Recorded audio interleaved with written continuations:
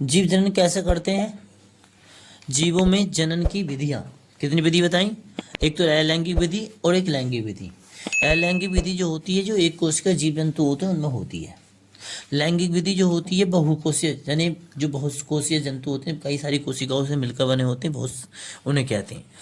लैंगिक जनन की जो विधियां हैं वो कई सारी विधियां हैं, जैसे कि विखंडन विधि, दूसरी है मुकुलन विधि, तीसरी है खंडन विधि, चौथी है बीजाणु द्वारा, और पांचवी है कायिक प्रबंधन। अब इसमें बात करते हैं, विखंडन विधि भी दो तरीके की होती हैं। इसमें क्या होता है, या तो एक जीव दो भागों में हो जाएगा, जैसे अमीबा। अमीबा क्या करता है, एक से दो हो जाते हैं, इसे कहते हैं द्विविखंडन। एक होता है बहुविखंडन, एक जीव बहुत सारे भागों में विखंडित हो जाएगा, उसे बोलेंगे बहुविखंडन।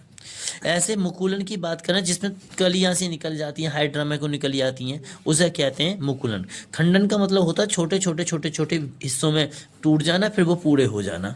बीजाणु का मतलब होता है बीज के अंश होते हैं, उन्हें बीजाणु कहते हैं। जैसे कि एग्जाम्पल, वैसे तो बहुकोषीय, लेकिन उसका एग्जाम्पल दे रहे हैं, जैसे पीपल के अंदर वो हो गया है, फल हो गया है, पीपल के फल का जो अंदर से तोड़ कर देखें तो उसके हल्के हल्के हल्के से बीज के अणु से होते हैं। ऐसे ही एक कोशिश जीव जंतुओं में होते हैं, वो दूर दूर फैल जाते हैं, उनसे विखंडन हो जाता है।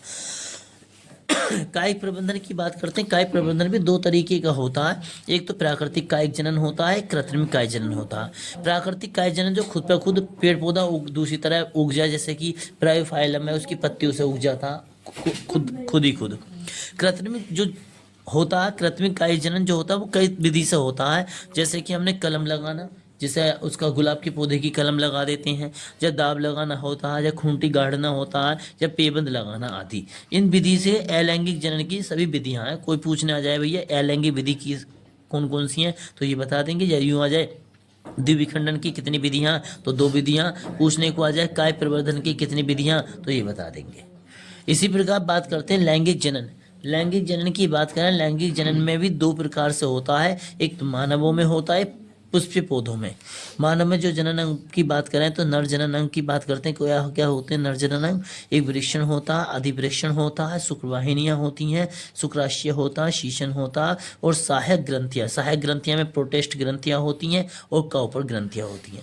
बात करते हैं मानव में स्त्री जनन अंग कौन कौन से होते हैं? अंडाशय होता है, अंडवाहिनिकाएं होती हैं, गर्भाशय होता है, योनि और सहायक ग्रंथियां होती हैं। बात करते हैं पुष्पों में जो जनन होता है, पुष्पों में जो नर जनन अंग होते हैं वो पुतंतु होते हैं, और तंतु और परागकोश होते हैं, और योजी होते हैं।